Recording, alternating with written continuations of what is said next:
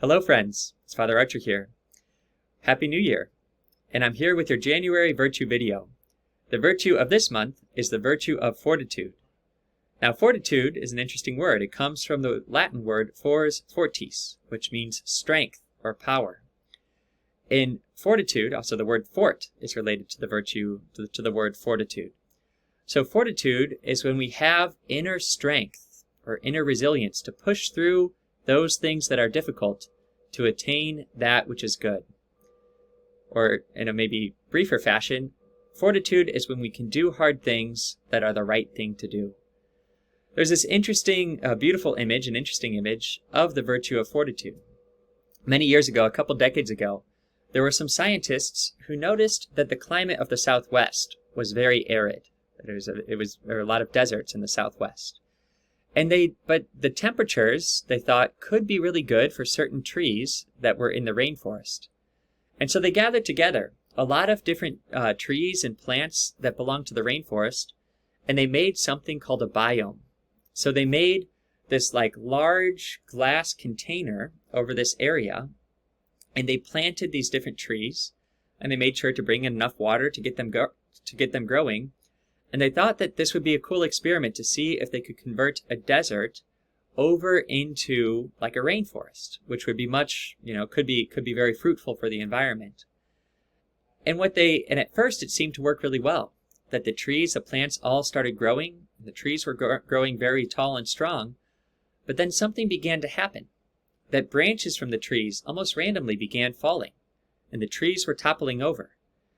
And this was strange because the trees in the rainforest wouldn't usually do this. They were behaving somewhat strangely. And so the scientists began investigating, trying to figure out why do these trees, why are they all falling over? And they figured out what it was. That usually as a tree grows, there will be storms and there will be wind, and just the environment will be pushing on the tree in different ways.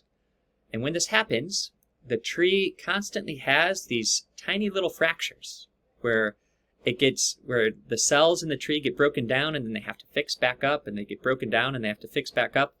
And it's in that process of bending and breaking and healing that a tree becomes strong. But what happened in this biome is that the trees, there was never any wind. It was protected from the wind because of this glass encasement, and so the trees became very fragile. Okay, how does this connect to the virtue of fortitude? Well, when we live the virtue of fortitude, we live it especially when things go wrong.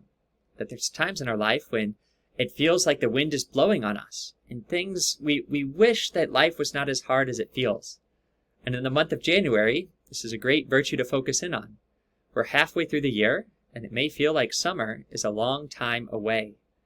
And so sometimes, we don't feel like doing our homework. Or maybe we don't feel like going and doing our prayers.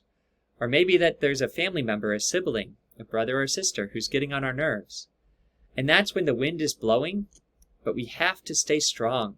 We have to stay strong to push through and to do the right thing, even when it's hard to do. And of course, Jesus gave us the most perfect example of what it means to have the virtue of fortitude, especially in the Garden of Gethsemane. You all know the story that after celebrating the first Mass at the Last Supper, Jesus went out with his apostles, especially Peter, James, and John, to the Garden of Gethsemane. And it was in that garden that he took on the weight of all of our sins, to the point that he was even sweating blood. That's how fearful he was. He was scared of what was going to happen. And he cried out to God his Father and said, "Father, if it be your will, let this cup pass from me. But not what I will, but what you will be done."